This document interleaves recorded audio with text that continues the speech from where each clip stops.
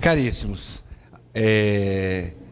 a ficha do companheiro Emerson é longa, mas nós queremos aproveitá-la, sua presença aqui, já que ele veio tanto de Belo Horizonte, para dividir conosco. Eu vou resumir que é um grande trabalhador, um divulgador da doutrina espírita, não apenas no estado de Minas Gerais, mas contribuindo imensamente aqui para nós capixabas. Entendendo a psicologia de Natal é o tema da noite de hoje. Obrigado. Boa noite, gente. Olha só, entendendo a psicologia do Natal, nós vamos começar falando de alguns símbolos do Natal. Nós conhecemos vários símbolos. Vamos começar primeiro explicando a data de nascimento de Jesus. Que dia que ele nasceu? Todo mundo, 25 de dezembro. Mas, historicamente, nós não sabemos a data que ele nasceu. Tá? Ninguém sabe a data que ele nasceu. Então, o que Roma fez? Ela escolheu, porque sabe que ele nasceu no inverno, então escolheu o início do inverno na Itália. 25 de dezembro caracteriza o nascimento de Jesus. Tudo bem? E aí tem aquela questão dos reis magos, que eles chegam e estavam acompanhando uma estrela e encontram com Herodes. E aí eles falam para Herodes, isso está no capítulo 2 de Mateus, eles falam com Herodes, vamos acompanhar a estrela, vai nascer um novo rei. Herodes não viu a estrela. Mas olha a estrela ali. E Herodes não via. Nós vamos explicar por que Herodes não viu e os reis magos viram. Só que nós temos aquela convenção de só desmanchar os enfeites do Natal a partir ou no dia 6 de janeiro. Por que no dia 6 de janeiro? Que é o dia de reis, é o dia que os reis magos chegaram. Eles acompanharam a estrela parou e eles continuaram acompanhando. Ela parou, então era lá que nasceu e eles continuaram na caminhada deles. O dia que eles chegaram para parabenizar o nascimento é o dia de reis. E aí vem alguns símbolos, né? O principal símbolo de Natal, o primeiro símbolo de Natal foi o presépio. Vocês sabem quem inventou o presépio? Alguém inventou essa história. O primeiro presépio foi construído na terra entre o ano 1200 e 1300 da era cristã. Quem inventou essa história de presépio foi Francisco de Assis. Ele quis retratar o nascimento de Jesus na comunidade católica, na igreja na qual ele estava envolvido, e aí ele criou o primeiro presépio na terra. A partir daí ele começou a divulgar, e esse presépio, o presépio foi o único símbolo que durou os primeiros 300 anos, até 1500 e alguma coisa. Por volta de 1500 e alguma coisa, surgiu a árvore de Natal. Vocês sabem quem inventou a árvore de Natal? E por que ela é um pinheiro, não é uma goiabeira? Alguém sabe por que é o pinheiro? Quem inventou? Mas todo mundo enfeita, né? Quando não faz a árvore, arranja aqueles pisca-pisca. Quando é pisca-pisca é vela. Quando é vela é uma estrela na porta da casa. Quando é a estrela é uma bota. Todo mundo enfeita? Então nós vamos entender esses enfeites. Quem inventou a árvore de Natal foi Martinho Lutero. E por que é o pinheiro? Ele estava andando numa floresta de pinheirais. E nessa floresta de pinheirais, ele viu vários pinheiros e viu a neve caindo sobre os pinheiros em noite de Natal.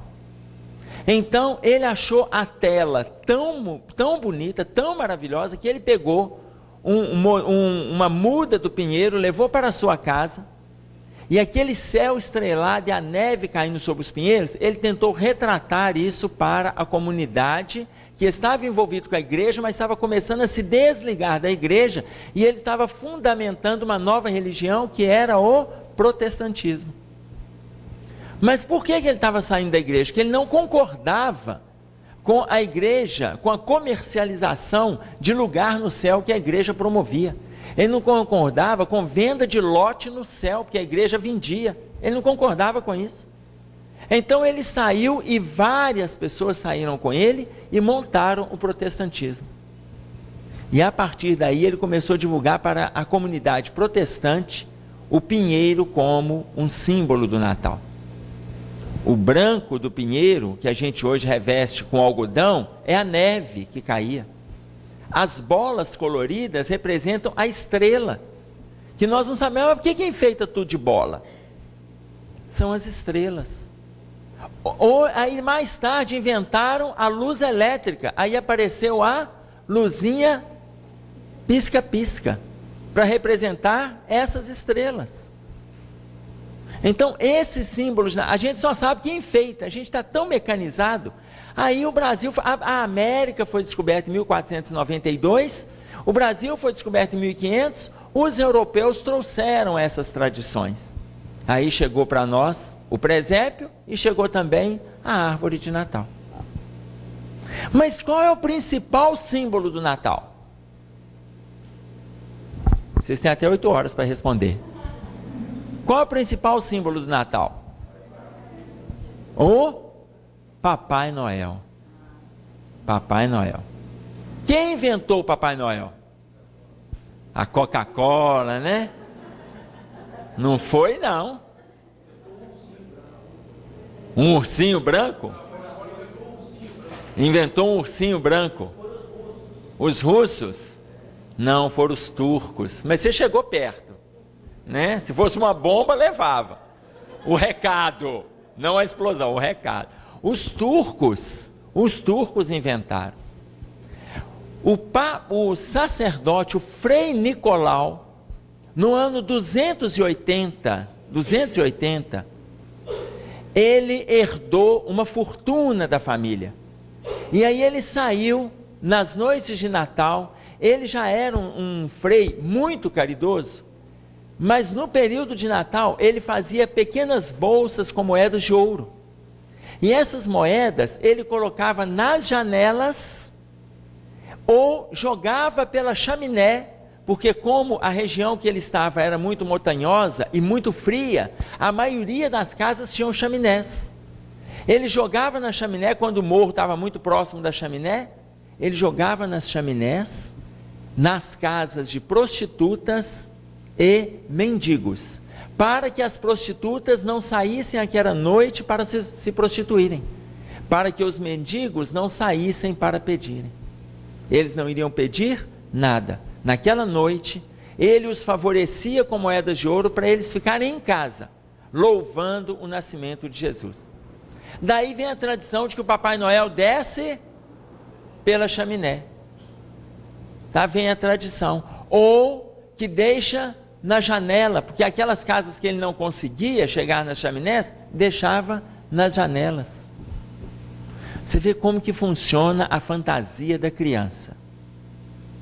Se o Papai Noel, vamos pegar só o Brasil, se o Papai Noel resolvesse passar em todas as casas para visitar as crianças, imagine o Brasil com aproximadamente 50 milhões de crianças. Imagine vocês, 2 crianças em cada lar, 25 milhões de lares. 25 milhões de lares. Se ele resolvesse passar em cada lar, ficando apenas em cada lar 1 minuto, não parando para descanso, nem para dormir, nem para almoçar, mas nenhuma refeição, nem ir ao banheiro, ele demoraria para visitar todos os lares 47 anos. Você vê como é que a fantasia na cabeça da criança é bacana? Todas esperam Papai Noel naquela noite, sabendo que só existe um. Elas não pensam, olha que legal. Elas não pensam, e todas esperam. O encantamento delas é saber que Papai Noel vai chegar. E se ele resolvesse visitar só no Brasil, ele demoraria 47 anos. Ficando só 1 minuto, sem descanso, sem comer. Olha como é que é sofrimento de Papai Noel. Mas você imagina que aí vem as cores do Papai Noel. Qual que é a cor dele? Quem inventou a cor? Agora entrou a Coca-Cola. Vocês acharam que eu não ia falar de nenhum refri, né? Não. Agora entrou a Coca. No ano de 1881, a Coca-Cola lançou um concurso. Quem construísse o Papai Noel mais rechochudo, mais fofinho, mais atraente para as crianças e tal, ganharia um prêmio X. A pessoa que construiu, ela fez o Papai Noel vermelho e branco, com aquela roupa. Então, isso foi registrado patente, ninguém pode mudar a cor do Papai Noel. Se a pessoa for muito patriota e quiser colocar a cor dele vermelho e amarelo, não pode. Tá? Tem que ser vermelho e branco. Aí a Coca-Cola entrou. E de lá para cá, a gente vê as propagandas da Coca-Cola, ela é quem mais divulga, tá certo? Atendendo uma demanda de um concurso que ela mesma criou. Aí vem a questão da estrela, que já não é uma simbologia. O que era a estrela que os reis magos acompanharam? O que é a estrela? Um grupo de espíritos evoluídos que estavam acompanhando José, Maria e Jesus. Então, a luminosidade desses espíritos conduziram os reis magos e alguns pastores, como Mateus coloca para nós. Não foram só os reis magos que viram, os reis magos viram e alguns pastores também viram. Então, viram esses espíritos evoluídos. Por que Herodes não viu? Na hora que os reis magos mostraram, porque Herodes não era vidente, não tinha mediunidade da vidência, só os videntes mais acurados viram. E aí os reis magos levaram 3 presentes. A gente acha que quem inventou a ideia de presente foi o CDL, não foi não, gente. A CDL que andou fazendo isso para a gente poder gastar, não foi não. Os reis magos começaram com essa história, vamos presentear o bebê. E eles levaram 3 presentes. Quais são os presentes? Ouro, incenso e mirra. Vamos entender o significado desses presentes nas nossas relações? O ouro é aquele presente que todos nós estamos envolvidos com ele em todos os natais. Por quê? Porque é uma representação material. Todos nós estamos envolvidos com ouro. Ou você dá alguma coisa ou você recebe alguma coisa. Tem um custo. Nesse Natal não vou dar nada, vou dar só um cartão, mas você teve que pagar o cartão. Então tem custo. Mas eu não paguei nada, eu fiz no computador, mas você pagou a tinta. Então algum custo tem. Eu não vou dar presente para ninguém, mas entrou no amigo oculto lá do trabalho, da família, olha o presente entrando. Então o ouro, eles estavam oferecendo ao Cristo um bem-estar material, que todos nós precisamos. Nós estamos aqui hoje por causa do bem-estar material. A roupa que a gente tem um custo, que nos possibilitou vir. Se viemos de carro, de ônibus, tem um custo. É o bem-estar material. E eles estavam colocando para o Cristo, para ele se promover no bem-estar material. Eles estavam oferecendo. E o Cristo utilizou o bem-estar material dentro daquilo que era bom para ele. Sem excesso, sem falta. E aí vem o incenso e a mirra. O que representa isso? Tanto o incenso quanto a mirra vem da árvore. O incenso é um aroma, um perfume. Quando a gente oferece um incenso significa oferecer o perfume da sua alma. Oferecer o seu sorriso, a sua alegria, o seu abraço, a sua predisposição, o seu desejo que o outro cresça, esse é o perfume da sua alma. Você está oferecendo um incenso.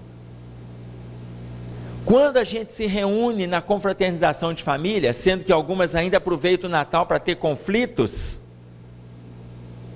quando a gente se reúne, o desejo inicial é oferecer um incenso, oferecer a alegria do bem-estar, oferecer o perfume da nossa alma.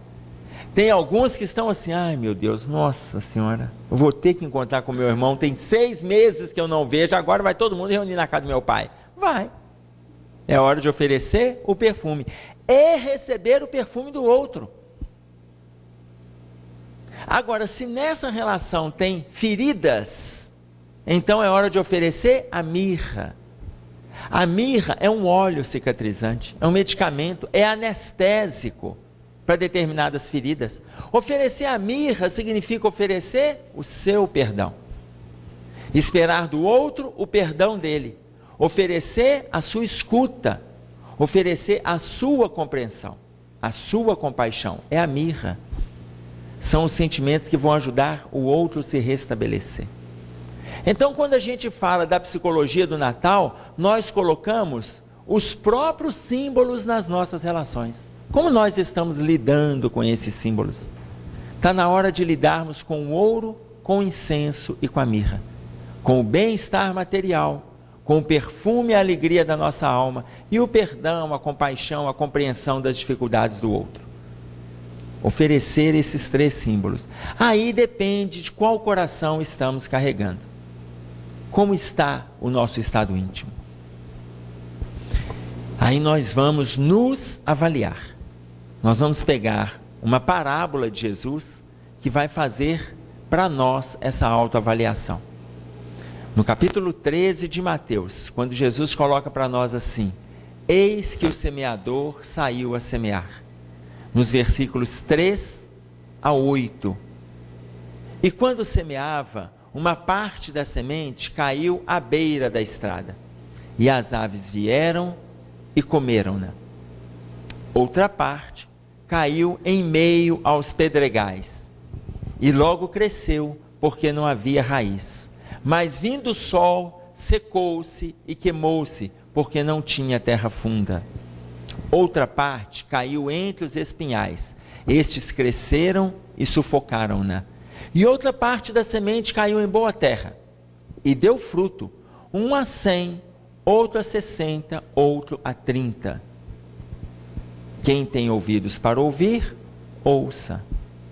Essa é a orientação de Jesus. Vocês vão ver que nós iremos nos ver, nos encontrar nessa parábola. Primeiro, eis que o semeador saiu a semear. Quem é o semeador? Jesus. O semeador é Jesus. Eis que o semeador saiu a semear. Uma parte da semente, não é das sementes, não está no plural. Uma parte da semente, a semente é o evangelho dele, a boa nova, o evangelho do Cristo. Uma parte do evangelho caiu à beira da estrada, e as aves vieram e comeram-na. O coração beira de estrada, existem aí 2 corações, o beira de estrada e aves do céu. 2 tipos de corações. E a gente vai se avaliar. O coração beira de estrada é aquele que, aliás, vamos pegar um exemplo aqui, antes de explicar. Quem aqui chegou na doutrina, só levanta a mão para mim, quem chegou na doutrina, mas a pessoa que te trouxe, pai, mãe, namorado, marido, irmão, filho, a pessoa que te trouxe não está mais na doutrina espírita, saiu do espiritismo, mas você veio, ficou e gostou, e a pessoa que te trouxe saiu. Quem que te trouxe para a doutrina espírita e saiu e você continua? Tem alguém aqui? 1, 2, 3, 4. 4 pessoas vieram para a doutrina, sendo que a pessoa que trouxe foi embora. Essa pessoa que trouxe e foi embora é a pessoa coração beira de estrada. Entender? Coração beira de estrada. Ela escutou o evangelho, mas não ficou na casa envolvida com trabalho, com estudo, com predisposição, com mudança, com luta, mas escutou. E quem ficou? Os 4 ficaram? Ficaram. Representa os corações? Aves. Alimentaram da semente e ganharam o voo. Continuaram aqui. Entenderam? Então, uma parte da semente caiu à beira da estrada. E as aves vieram e comeram-na. Tem gente que se alimenta, tem gente que... isso é bobagem.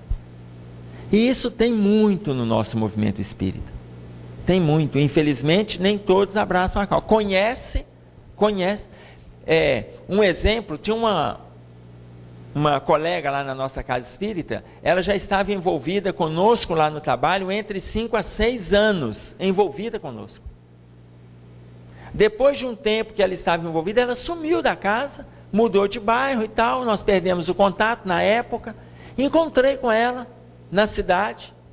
Quando eu encontrei, eu falei assim, fulana, o que aconteceu? Onde você está frequentando e tal? Emerson, eu estou frequentando um outro lugar.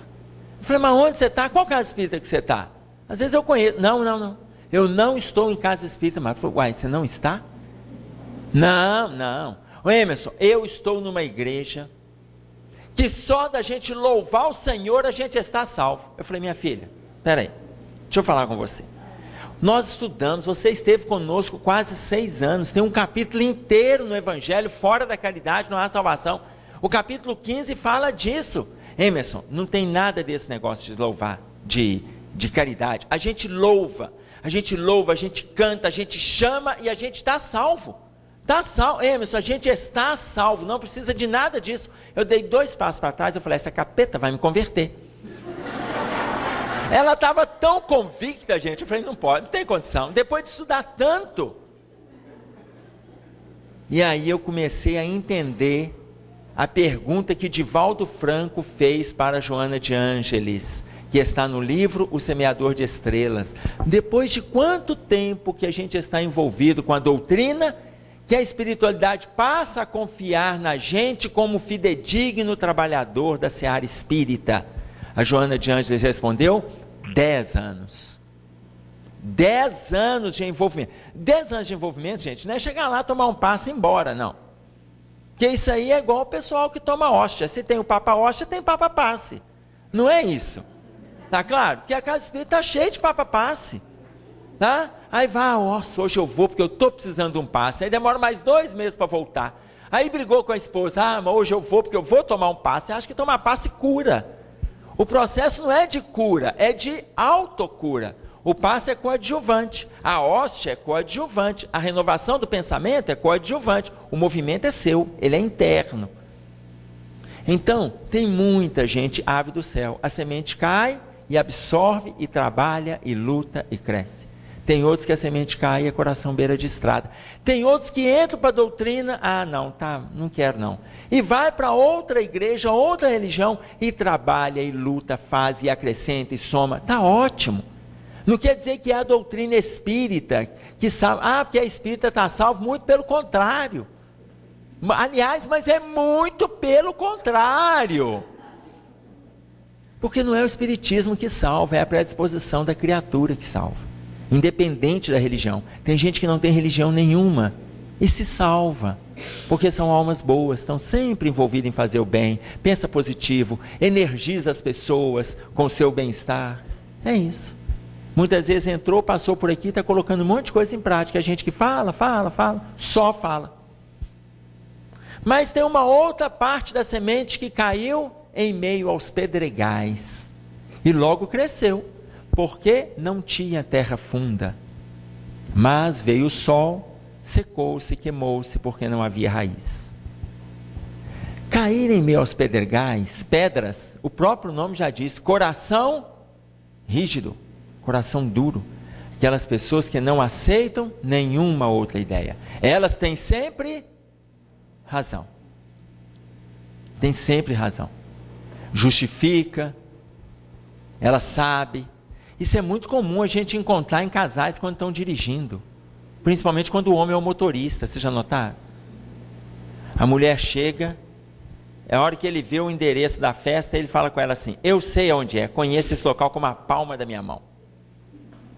E aí na hora que ele começa a rodar, aí ele fala, não, eu sei que é por aqui. Aí ele vai, aí ela fala assim, você não acha melhor parar e perguntar? Não, eu sei onde é que é, eu conheço isso aqui, eu cresci nessa região aqui, eu conheço.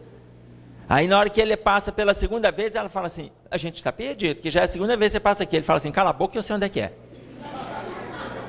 Ele não aceita a opinião, ele não aceita, porque ele está certo. Aí quando ele busca um outro caminho, fala assim, você está perdido? Ele fala, não, estou procurando caminhos novos. Ele justifica, mas não aceita, isso é um perfil masculino. Não aceita, mas é o perfil rígido. É o perfil rígido. Trazendo isso para o Evangelho, a gente vai colocando coisas, e a pessoa não aceita. Ela quer do jeito dela. Aqui, você sabe, nós estamos há 5 dias do Natal. Eu estou vendo, a hora que eu vou falando, não vá apontando para o outro. Aqui, estou para promover a paz, combinado?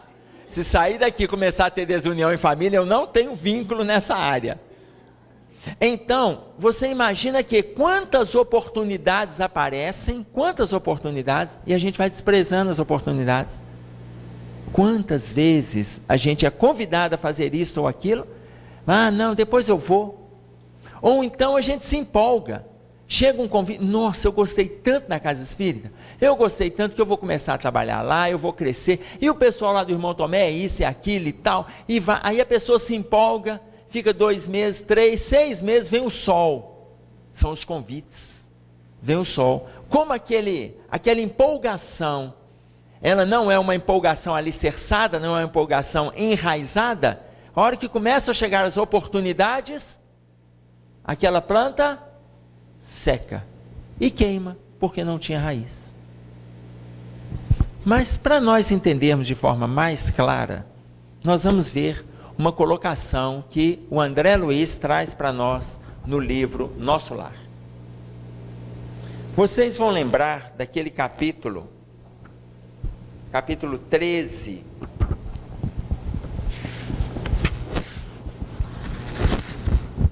No capítulo 13 do livro Nosso Lar, agora que eu estou falando no microfone, eu acho que eu estava sem ele.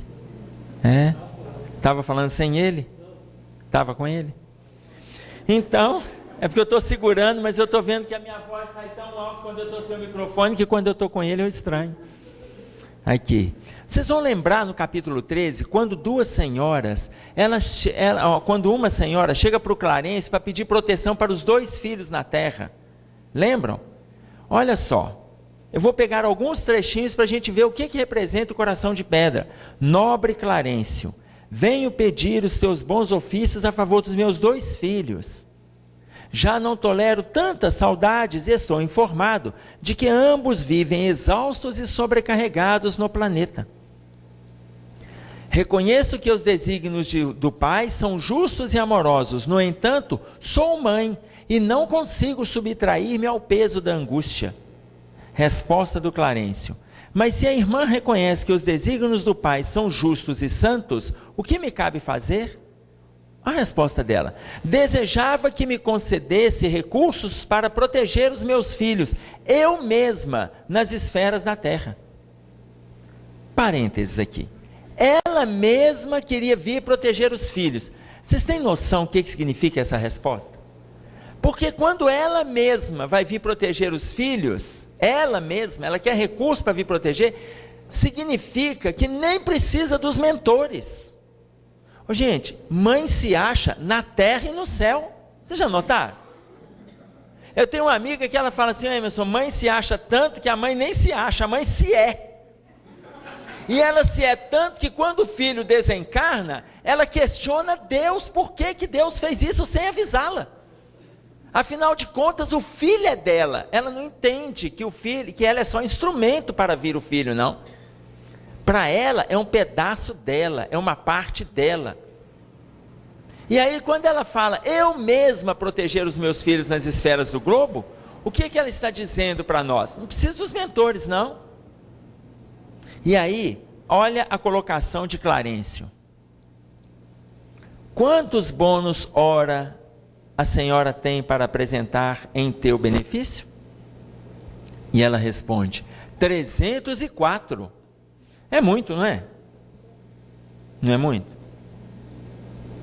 Vocês estão achando, não sabem, né? Em dólar, em euro ou em real? Olha, 304 reais. Tá fraco? Só que aqui não conta em dinheiro, aqui conta em tempo de trabalho. 304 bônus hora significa 304 horas de trabalho. Muito ou pouco, dependendo do tempo que ela teve para trabalhar. Resposta do Clarencio. Ela fala 304 e ele diz, é de lamentar. Clarencio sorri, vocês estão achando que espírito superior não ri da gente, né? Ri. Está aqui, ó. Responde Clarencio sorrindo. Mas por que ele sorriu? Olha só, a senhora se hospeda aqui há mais de 6 anos. após ter sido resgatada das zonas de sofrimento, e só ofereceu à colônia 304 horas de trabalho? Dá uma média, 304 horas, gente, é uma média de 50 a 52 horas por ano de trabalho. O que a gente tem que trabalhar por semana para ganhar aquele salário. Sabe aquele salário que você está lembrando dele agora? Sabe aquele? Você tem que trabalhar em média 50 horas por semana para ganhar aquele salário. Ela está trabalhando isso por ano. Depois de 6 anos, ela tinha 304 horas de trabalho. E aí ela chega, ele fala com ela assim: oferecia, senhora, atividade louvável no Ministério da Comunicação. Ou seja, ela começa uma tarefa e depois larga. Aí ela começou a tarefa, mas ali naquele ministério era tarefa intolerável, uma luta incessante contra entidades malfazejas. Gente, ela saiu da zona de sofrimento, ainda cospe no prato que come. Ela saiu de lá. Agora ela fala das entidades que são de lá, são entidades malfazejas. Aí ele chega e fala assim: mas eu te coloquei junto aos irmãos da suportação, nas tarefas regeneradoras. Resposta dela: muito pior. Pois, reconhecendo, aliás, muito pior, quem aguenta aqueles apartamentos, pessoas imundas, palavrões, indecências e miséria? Mas Clarencio não se perturbou. Reconhecendo as tuas dificuldades, te enviei para cooperar na enfermagem dos que estão perturbados. Aí ela disse: mas quem tolera aqueles doentes a não ser os santos? Não dei conta de ficar lá. Aí o Clarencio oferece de novo: te coloquei no gabinete de investigações e pesquisas, no Ministério do Esclarecimento. Entretanto, a senhora manifestou cansaço e tomou providência por si mesma, se recolhendo aos campos de repouso. Lá também tem campos de repouso. Quem está muito cansado, vai descansar. Lá tem lugar. Imaginem vocês,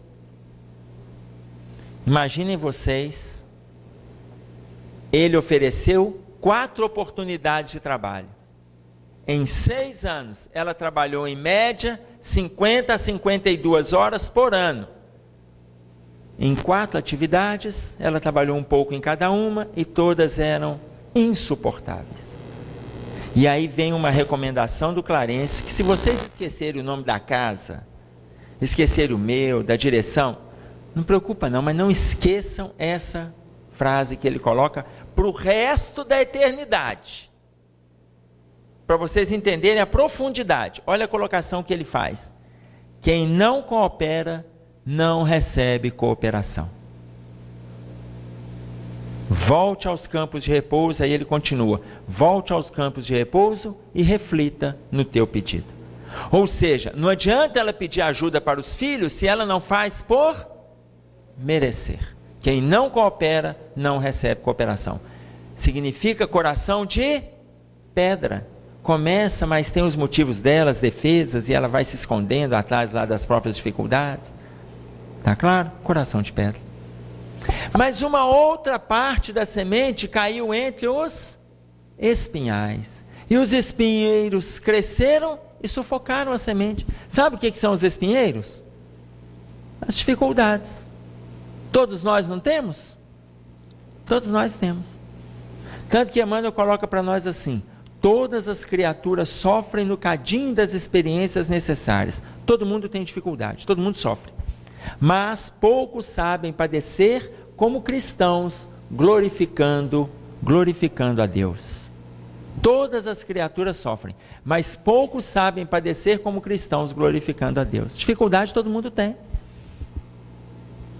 Então a semente cai entre os espinhos. E em vez da gente eliminar os espinhos, a gente vai: ah, não, hoje eu não vou não. Aí está lá, você está acompanhando, vamos pegar um exemplo. O último capítulo da novela, e é o dia da reunião na casa. Mas é o último capítulo, no mesmo horário. E aí o Brasil inteiro está acompanhando a novela. Aí você pensa: ah, mas amanhã vai repetir. Ah, mas eu vou ver amanhã, se o Brasil inteiro vai ver hoje. Não, mas reunião na casa espírita tem toda semana. Eu vou semana que vem, não tem problema. Não, o último capítulo eu vou ver hoje. Ah, não posso perder, não posso perder. Aí o seu mentor materializa 15 minutos antes de começar a reunião. E ele manda um recado para você, ali, do seu lado. Meu filho, você vai desencarnar hoje às 20h40. Você fica vendo o último capítulo ou você vem correndo para a reunião e pede a equipe de passe para dar passe na sua cabeça, na hora do desencarne? Pode levantar a mão quem fica vendo o último capítulo. Você sabe que vai desencarnar hoje. Você vê como que a gente vai fazendo acordos? Ou seja, às vezes a gente coloca espinhos no próprio caminho. A gente mesmo coloca. A gente mesmo faz isso. Então, não vamos colocar dificuldades. Nós já temos dificuldades. Todo mundo tem. Não vamos somar mais dificuldades, não. Apareceu a oportunidade, caiu a semente, vamos mudar o terreno. Se eu tenho terreno ave do céu, está ótimo, eu abracei. Se eu tenho terreno beira de estrada, está na hora de eu acordar. A semente caiu, deixa eu começar a trabalhar e não ficar ali, daqui a pouco eu me afasto. Terreno de pedra, sou rígido, deixa eu refazer algumas posturas, escutar o que o outro está dizendo, refazer os meus valores. Eu tenho terreno, é de espinho, deixa eu tirar as dificuldades e começar a caminhar. Já existem dificuldades naturais que a minha alma já abraça. Tanto que Jesus coloca assim, e outra parte da semente caiu em boa terra, e deu fruto. Um a 100, outro a 60, outro a 30. Ou seja, o que ele quer dizer? Todo mundo tem algo para oferecer.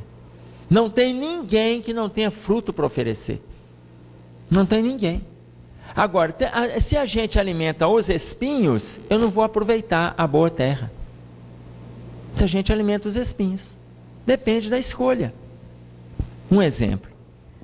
Quando eu estava no final do curso na universidade, eu trabalhei junto com alguns professores no processo de monitoria. Às vezes a professora, ela não chegaria, ela falava assim, Emerson, amanhã no período tal, eu vou chegar atrasado, eu tenho médico, você pode dar a primeira aula para mim do conteúdo tal? Aí eu dava a primeira aula para o 7º período, ou para o 6º, enfim.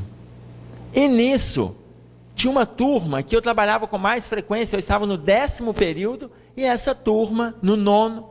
Então, virava e mexia, eu estava lá trabalhando com eles, a professora pedia, eu entrava e tal. 20 minutos, 40 minutos de aula, eu saía, ela chegava. Mas teve uma colega que a gente estava muito próximo. E nós tínhamos uma afinidade boa um com o outro. E ficamos ali, né, os colegas achavam que a gente estava namorando, a gente não estava namorando. E não tivemos nada. Mas a gente estava sempre próximo e discutia o assunto e tal. Na nossa colação, essa turma foi. E aí, como eu, quem conhecia a turma inteira e tal, né, nesse movimento de estar dando aula para eles ali também, aí as colegas daquela turma chegaram para ela e falaram, não, vocês dois têm que namorar, vocês dois combinam demais, vocês gostam muito um do outro, todo mundo sabe disso, e, não sei, e fizeram maior força para a gente poder se encontrar. Marcamos na semana seguinte para a gente sair para comer uma pizza. E aí nós saímos e tal, estávamos só eu e ela, e a gente conversando ali, falamos de tudo que era assunto, o garçom chegou, escolhemos a pizza. Aí ela pediu um suco, eu também pedi. Na hora que o garçom foi embora, ela falou assim, você não bebe não? Eu falei, não, eu não bebo. Ela falou assim, interessante que a gente está aqui falando de namoro, né, de gostos, de vínculos. E eu pensei comigo, a hora que eu escolher alguém para namorar, eu não quero um homem que beba. Eu pensei comigo, tô dentro. E aí passou mais um pouco, né? E ela falou assim, mas eu falei, e em relação à religião? Ela falou assim, eu pensei comigo, ela dizendo, eu não quero um homem que seja espírita. E eu pensei, tô fora. Vou ver aonde isso aqui vai caminhar. Vamos ver essa conversa. E a gente falava de profissão, nós éramos da mesma área, e o que a gente ia trabalhar, por onde a gente caminhava e tal e tal. E aí eu perguntei para ela, e religião? Você tem envolvimento com a religião? Tenho. Eu sou protestante, eu sou batista, tenho envolvimento com a igreja, trabalho, faço isso, não sei o quê. Foi narrando as atividades, ela trabalha com jovens, uma atividade rica de proezas, os jovens gostam, trabalham com evangelização, enfim. Aí ela falou assim, e você tem religião? Tenho. Qual religião que você envolve? Você é católico? Eu falei, não, eu sou espírita. Ela ficou sem cor.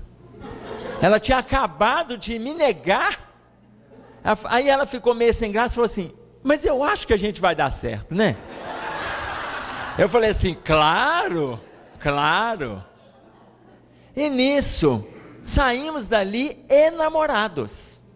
Semana seguinte, a gente se encontrou na casa de um dos colegas da minha turma. Estava tendo lá essa festa de colação, né, de confraternização da turma. 2 semanas depois, nós encontramos com um outro grupo, já da turma dela e tal. Só que, na semana anterior que nós encontramos, eu saí, era mais ou menos 11 horas da festa. Não tinha carro, e ela falou, eu vou embora também. Eu falei, meu bem, fica aí. Os colegas são nossos e tal.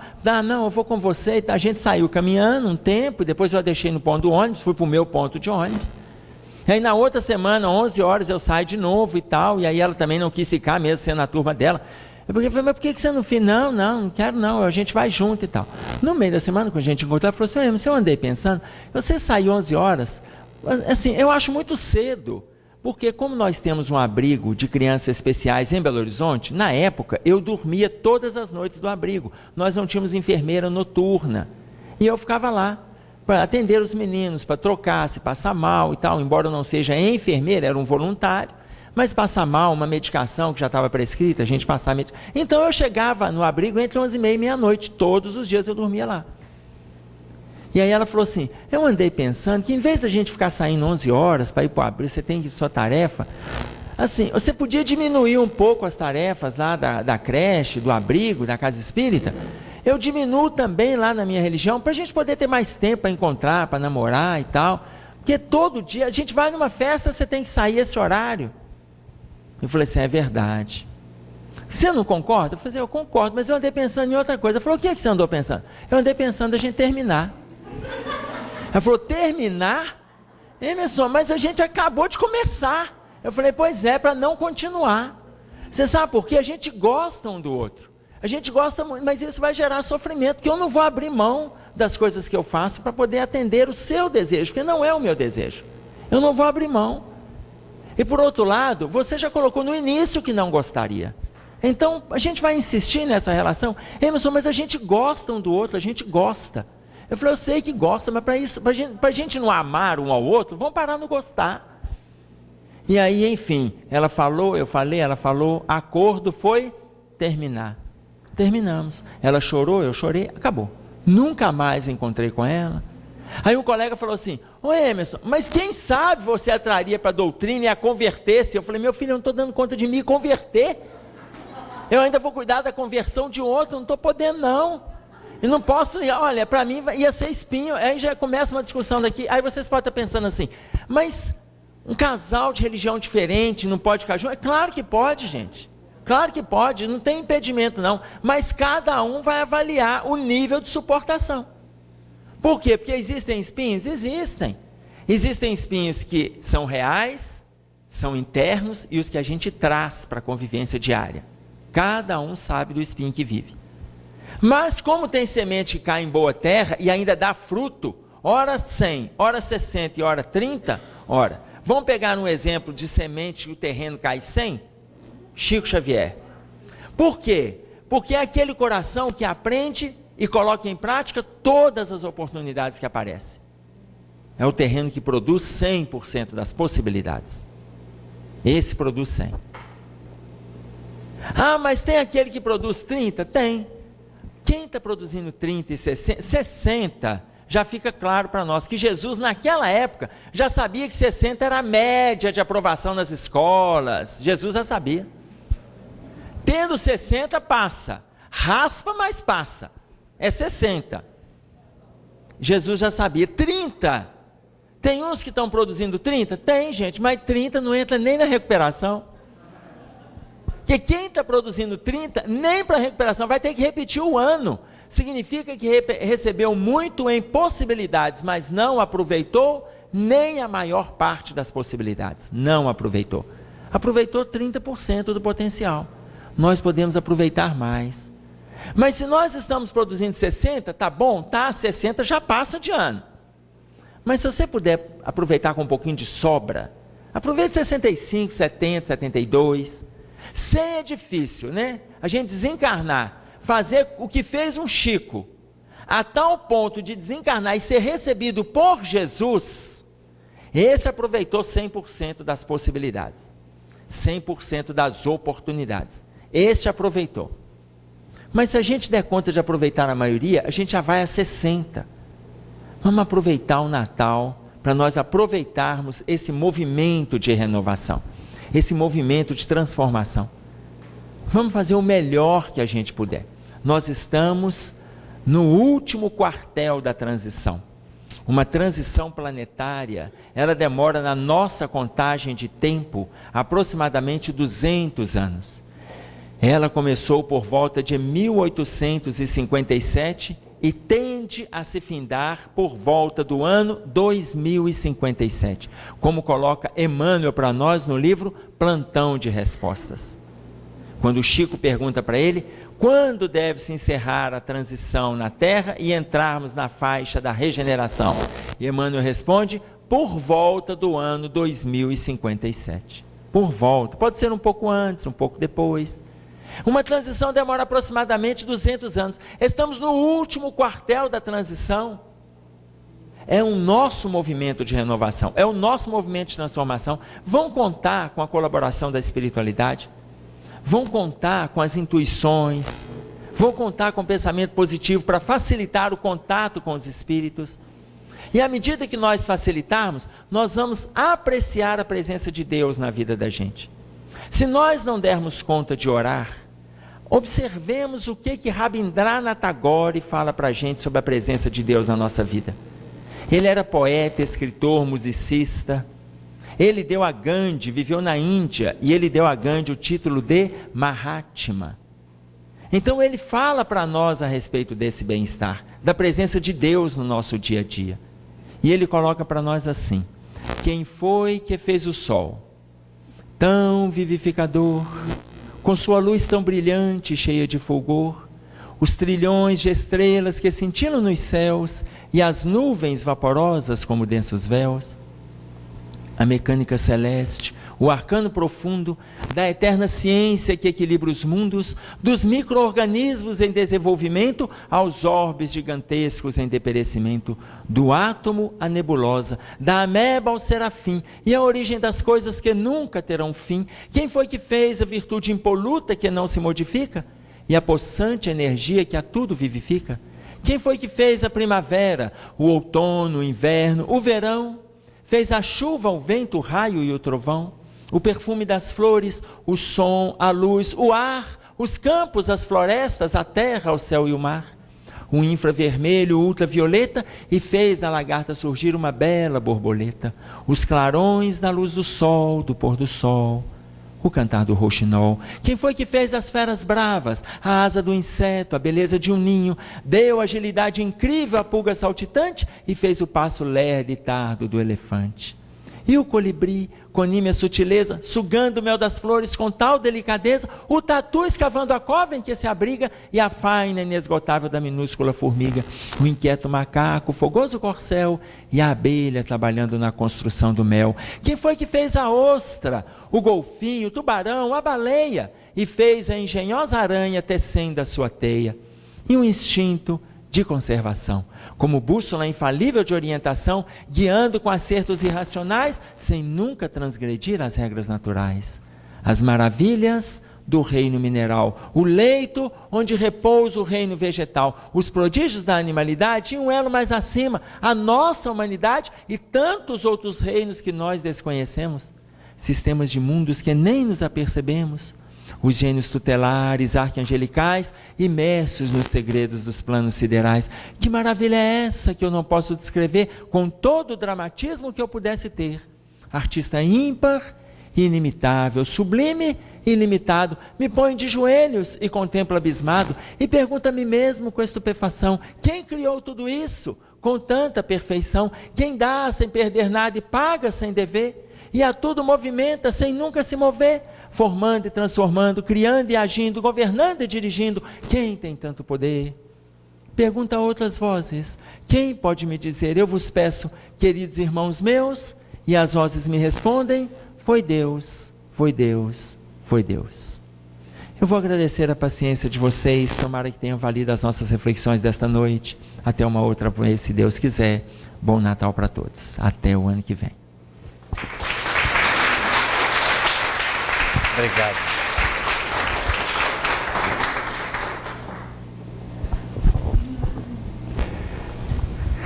Caríssimos amigos, a gente agradece, né, de forma muito enfática, muito prazerosa. Ficamos preocupados, Emerson. Você não aparecia ali na porta, cadê o Emerson, né? Porque a gente tem um carinho enorme por você, sabe do prazer que é a tua companhia para conosco.